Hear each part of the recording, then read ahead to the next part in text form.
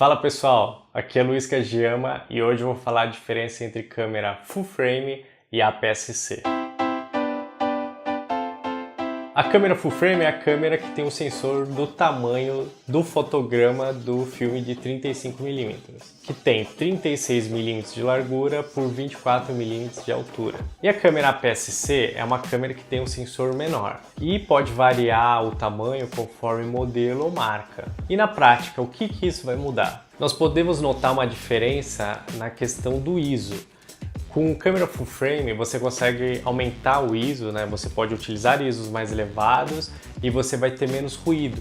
Você vai perceber que o ruído não é tão evidente. Nas câmeras APS-C, se você elevar muito o ISO, você já vai começar a notar ruído na foto. É claro que essas câmeras mais novas, você vai percebendo que mesmo sendo uma câmera APS-C, você consegue elevar mais o ISO sem dar tanto ruído, mas mesmo assim a full frame atinge ISOs mais elevados, sem dar ruído. Mas a maior diferença entre a full frame e a APS-C não é a questão do ISO, é o tamanho do sensor. Então, por exemplo, quando você usa a mesma objetiva, a mesma distância focal nas duas câmeras, numa full frame e numa APS-C, na full frame você está enxergando exatamente o ângulo e a ampliação daquela distância focal.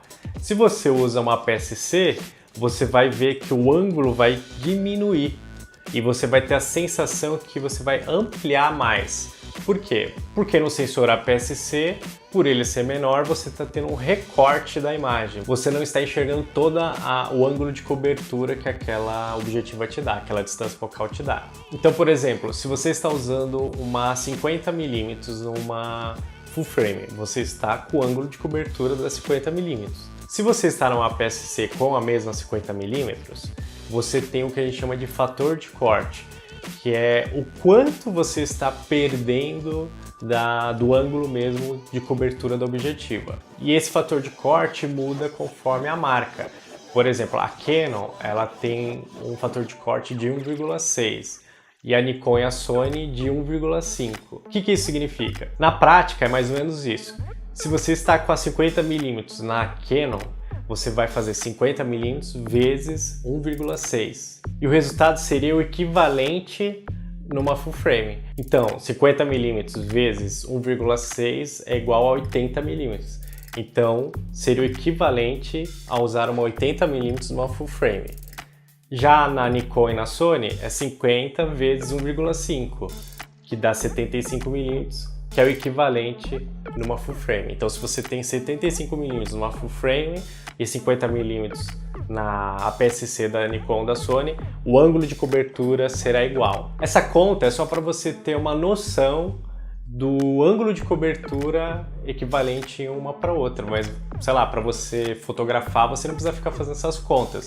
Aquilo que você está olhando lá no Viewfinder vai ser o que você vai fotografar, então não se preocupa muito em fazer essas contas, é só para você ter uma ideia da equivalência. Então uma desvantagem da APS-C, pensando só nessa questão de equivalência de ângulo de cobertura, você sempre vai perder um pouquinho das bordas, né? Quer dizer, você vai perder um pouquinho ali da parte horizontal e da parte vertical. Então quando você for fotografar em lugares que tem pouco recuo para fotos de arquitetura e de decoração, você vai perceber que a APS-C vai ser um pouco mais complicado, porque você tem menos ângulo de cobertura.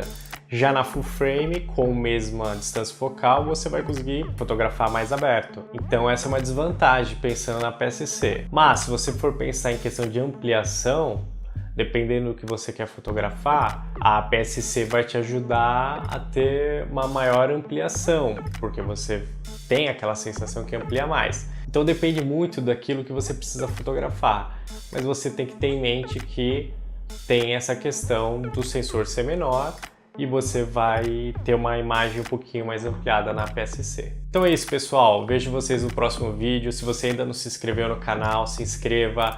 Não deixe de curtir os nossos vídeos. Então até mais.